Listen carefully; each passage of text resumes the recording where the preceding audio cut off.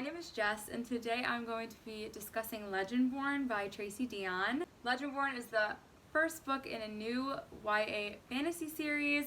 Could be a trilogy. I don't know how many books there's going to be. Could be a duology. Who knows? But I loved this book, and it was so full of so many amazing plots and characters and magic systems and everything, and so I thought I'd just make a video to unpack some of it and talk about what I really liked about it. And is there anything I didn't like? I don't really think so, but we'll get into it. So the first part of this is going to be non-spoilery, just like a summary of the plot and a summary of my thoughts, and then I'll let you know when the spoilers are going to begin. But basically, Legendborn is about a girl named Bree. She's, I think, 16, and she recently lost her mom in a hit and run. She goes to this pre-college scholars program at UNC in North Carolina. On her first night there, she witnesses like this magical fight and is brought into the secret society on campus of students who are descended from like the different lines of King Arthur's court and everything. And I love Spam a lot and Monty Python as much as the next girl, so I was like, King Arthur, I'm in, and I was not let down with that whole part. She's looking for answers about her mother's death, and she thinks she could find them within this society because her mom was a student there, and she learns about this whole magic system. It is action-packed and fantastical and amazing. In my research, I found a way better description of this book than whatever shit I just tried to say. Wikipedia, thank you, came through. Called a modern twist on Arthurian legend, it follows a black teenager who discovers a secret historically white magic society while attending a UNC Chapel Hill residential pre-college program. Beautiful. If Grammarly heard what I just attempted to describe as the plot, I don't even know if they would be able to help me. They're like, those sentences weren't even grammatically correct, but they sure were wordy and hard to read. Bree was such a fantastic main character, and I cannot wait to see where her story goes in the next books, how many books there are. The magic systems within this were so unique and interesting. I was so into learning all about this, like how magic works in this world and who can use it. I was literally fascinated the whole time by it. Because it is the first fantasy book in this like new series, there is a lot of like terms you have to learn, and like does take a hot minute to feel like you're understanding how everything works. Just be patient. It is overwhelming a little. It definitely does end up making more sense, and by the end I could like kind of understand what most things meant. The thing that made this book really special, in my opinion, was the way that it incorporated ideas and realities of systematic racism and generational trauma. This book did not include those things as an afterthought. Bree is a black main character, and it is written by a black author, and the themes that I just mentioned are so integrated in the book that you cannot have this entire plot. You cannot have this book without discussing those things, and that's why I thought it was just so important and extra powerful. And you cannot go through this story and cannot read the book without confronting these realities and understanding the harm. Obviously, as a white reader myself, I can never begin to understand the harm that is inflicted by these systems, but I definitely appreciated having no choice but to confront these issues and dissect them in my own mind and see how they're impacting these characters and this world.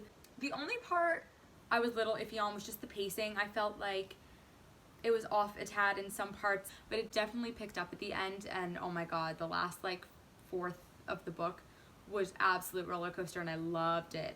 I cannot wait until the next book. She definitely sets up the next book so well. Okay, so now the rest of this video is going to include spoilers, so if you haven't read it, go read it. Let's start off with the basics. Who are my favorite characters? William, Alice, Sel. The Holy Trinity. Do they interact a lot? No. But they're my favorites. William, oh my god, since the first interaction I was like, I love this man with my whole heart.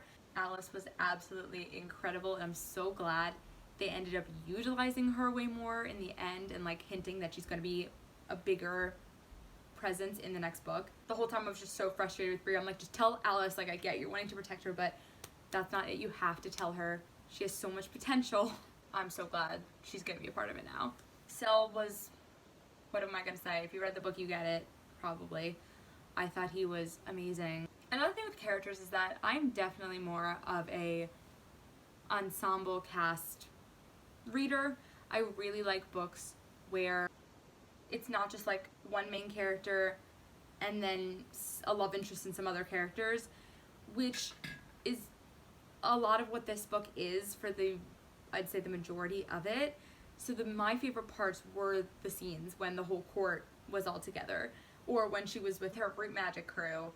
I loved the end with all of them together and all of them like working toward a common goal. I just love that dynamic more in books, I guess. That's just a personal preference. So I really hope they continue. Of course, like, Bree is the main character and I want to delve more into her and like her story.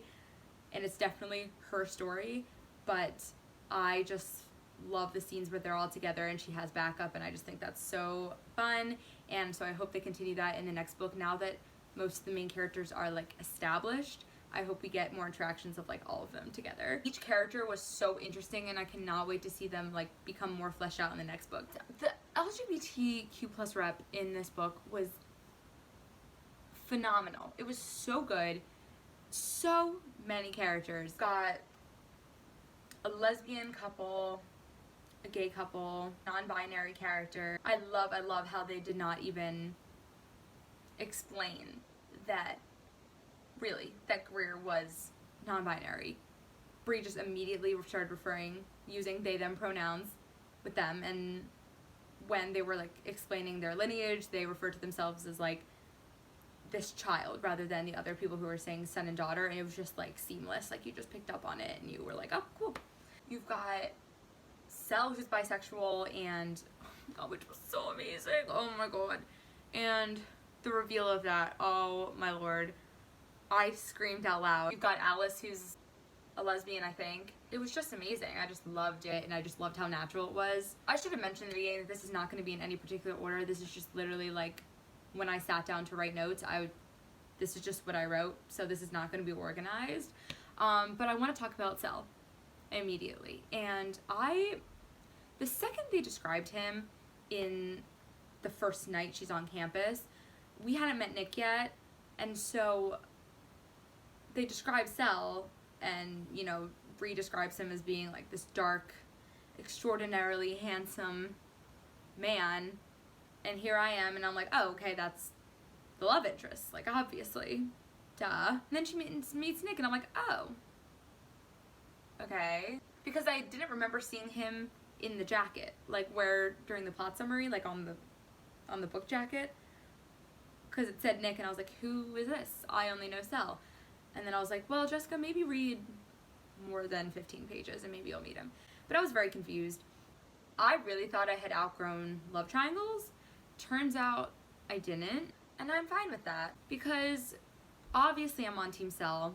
Nick's great or whatever, but, you know, he's very vanilla, and like, he's super nice and he treats Bree well, and like, she likes him, so I'm like, I want Bree to be happy, but like, I'm sorry, like, I love Cell and I want Cell to be happy too. Like, obviously if I have to pick between a boy next door, you know, golden boy, and a boy with dark hair and a traumatic past, obviously I'm gonna choose the latter because I need therapy. But also I just felt like he and Bree just had so much more in common, and I just feel like their conversations were much deeper, and like, I know that Nick loves her, obviously, and he's so supportive and has been amazing, but I just feel like she and Cell had more chemistry, and when they started like interacting more, I was just like, oh heck yes, oh heck yes. It started off slow and I was like, don't get too excited, and then like it became more clear that this is gonna be a thing, and I was like,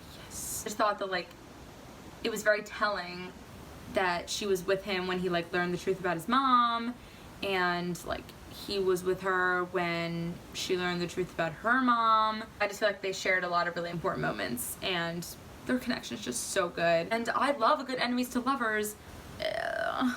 I felt like she and Nick were too insta-lovey, and I just really like the tension build and with her and Cell, and I just I really, really want to see it come to fruition at some point without it being a cheating scenario.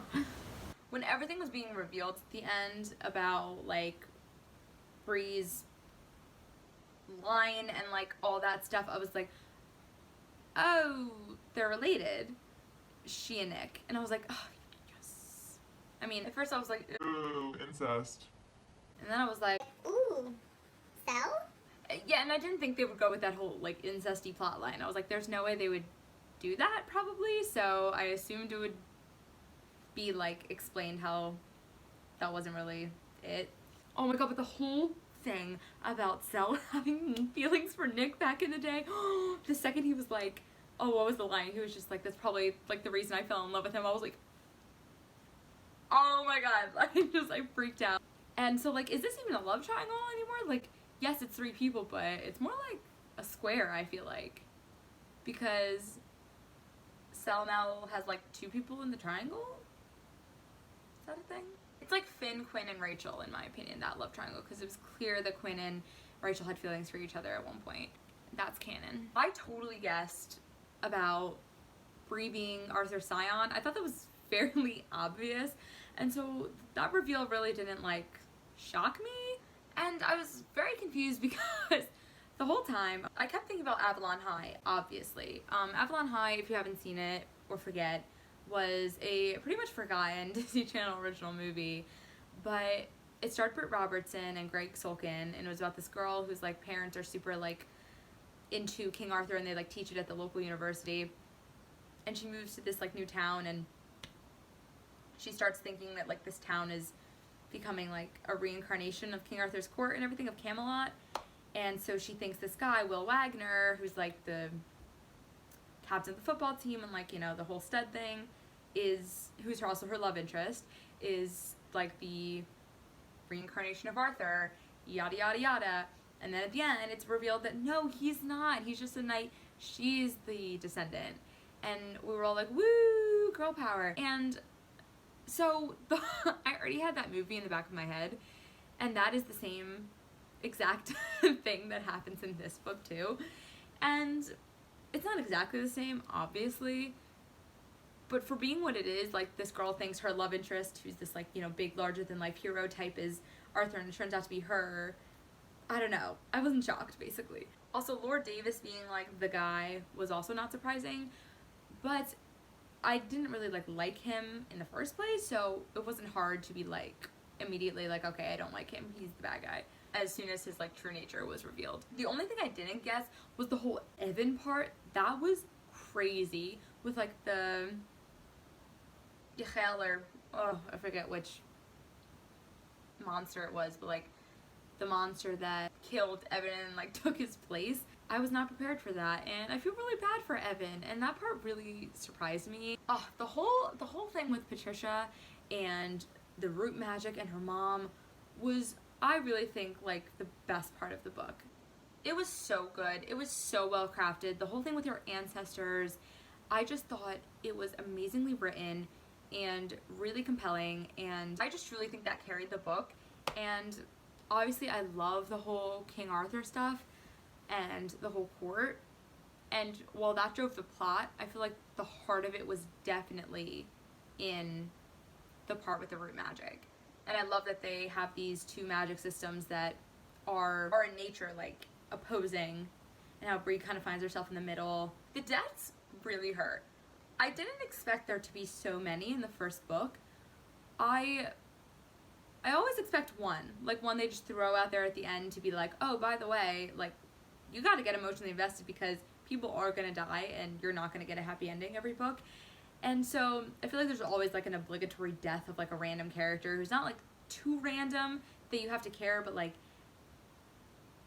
not too essential that they, like, can't die. So they killed Fitz, and I was just like, okay, like, there it is, and I let my guard down, because I'm idiot. I let my guard down, and I was like, well, that's it.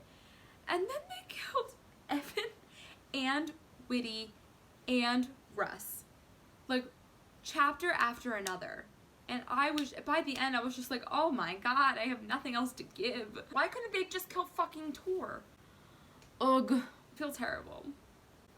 And, like, the same as, like, I definitely cared about them more than I cared about Fitz, who even is that? But, you know, definitely would have been worse if, like, they killed Sel or something, or Sarah, or Alice. Oh my god. Like, when Lord Davis had kidnapped Alice, I was like, oh, please don't hurt my baby. But anyway, I thought this book was absolutely amazing. This is the first book I've read from Tracy Deonn. I don't know if it's her debut novel. Is it? I think it is her debut, which is just absolutely insane, and I can't wait to read every single thing she writes. Anyway, read the trigger warnings I put in the description to see if this will be an okay read for you, but I really recommend it. I think it was a fantastic fantasy book, and this like really got me back into fantasy, and I'm so excited to have another series to look forward to, even though the waiting is gonna kill me, and I want more Saul now. So, thank you so much for watching. Bye!